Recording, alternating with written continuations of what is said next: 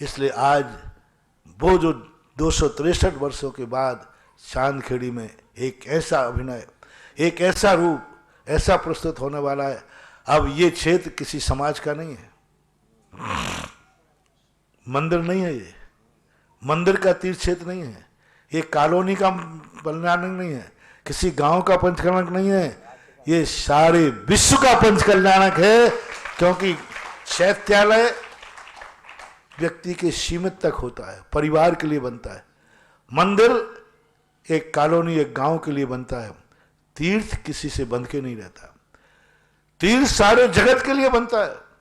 इसका लाभ दान में अलग अलग, एक चैत्यालय बनाया किसी ने, चैत्यालय में सोना लगाया, चांदी लगाया, इसका मूल्य नहीं है, उसका लाभ कितने लोग लेंगे। हमारे यहां दान की कीमत इतनी नहीं है, दान का उपयोग कितना होगा। एक मंदिर बनाया गांव में, उसका उपयोग कितना होगा। और एक तीर्थ पर मंदिर बनाया किसी ने, तीर्थ पर दान दिया, तीर्थ पर पंचकर्णक किया, एक गांव का, एक कॉलोनी का पंचकर्णक किया, उस पंचकर्णक की प्रतिष्ठा के बाद कितने लोग लाभ लेंगे। परिवार के लोग, कॉलोनी के लोग, गांव के लोग, उससे ज्यादा कोई नहीं आने वाला। कभी कोई ब्याई जी आ जाए, धर्मात्मा, तो बात अलग है, बाकी तो वही के वही रहेंगे। लेकिन तीर्थ किसके लिए है। एक तीर्थ की जब स्थापना होती है, तीर्थ का पंचकर्णक होता है, तीर्थ सारे के सारे जगत के लिए होता है, पूरा जगत का तीर्थ होता है। जब जगत तीर्थ का पंचकर्णक होता है तो ये सारे जो लोग अपने आप में जैनी मानते हैं, उन सबको अपना पंचकर्णक मानना चाहिए। और इस पंचकर्णक के बाद जो मूर्ति प्रतिष्ठित होगी, इसके कितने लोग दर्शन करेंगे।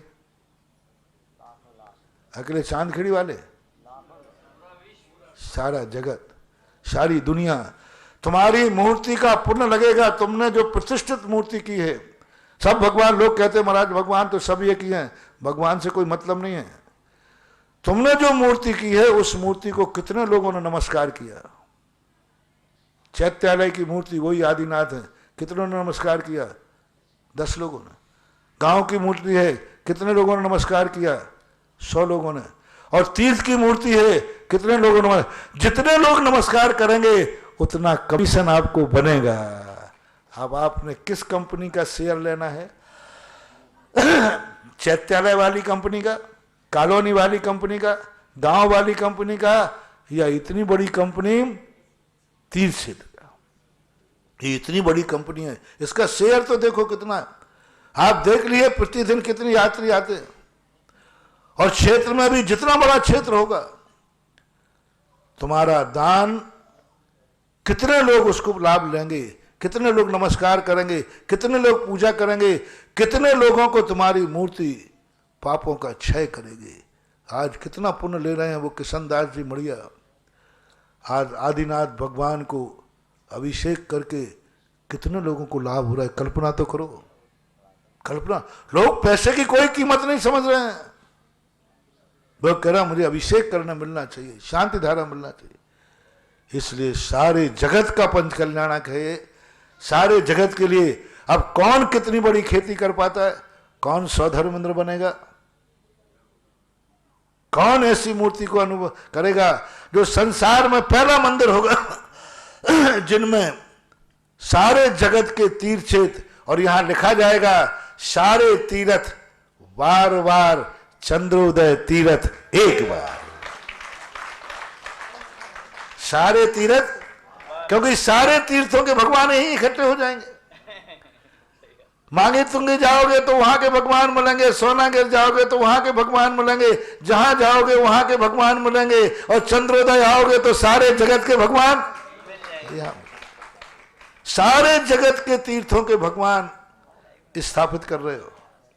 सारे भारत के जितने तीर्थ क्षेत्रों में भगवान मोक्ष प्रदान है, वो सारे भगवान यहां विराजमान होंगे।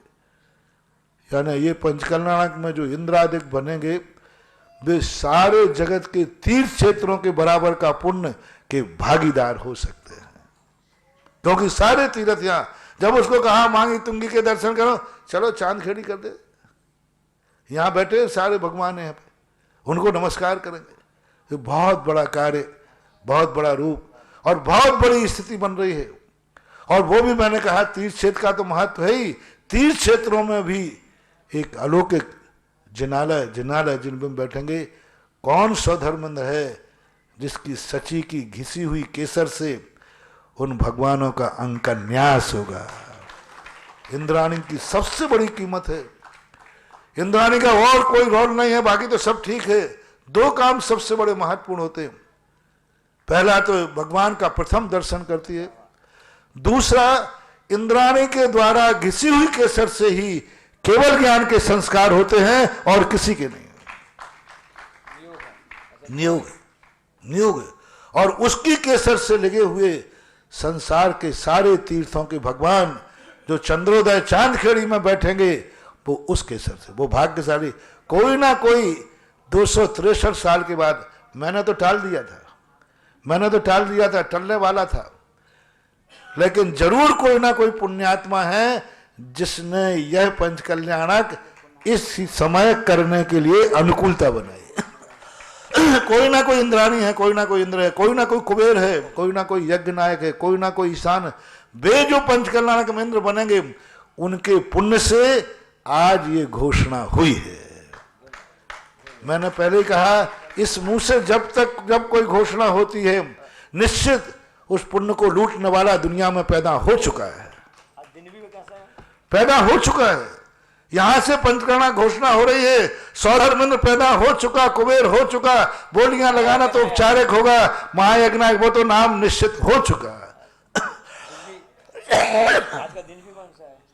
आज शनिवार के दिन घोषणा हुई, नौमी, चौथ, चतुर्दशी पड़े शनिचर वार, एक काम के साधते सदे अनेकों काज। तो बहुत बड़ा समय आपका हो गया। और आज ये घोषणा सुबह इसलिए कि शाम को सब और कर देंगे, शाम को सुबह टाइम मुहूर्त का अच्छा था, शुभ दिन था। आज 263 के बाद एक बहुत बड़ा अमीर बनने की खेती यहाँ शुरू होगी। वो मात्र कोचिंग 6 दिन की होगी, समय सीमित है, सीटें कम हैं, बुकिंग का ध्यान रखो। महावीर भगवान सारे तीर्थ बारंबार, चंद्रोदय एक बार, ऐसा आशीर्वाद निर्यापक श्रमण मुनि पुंगव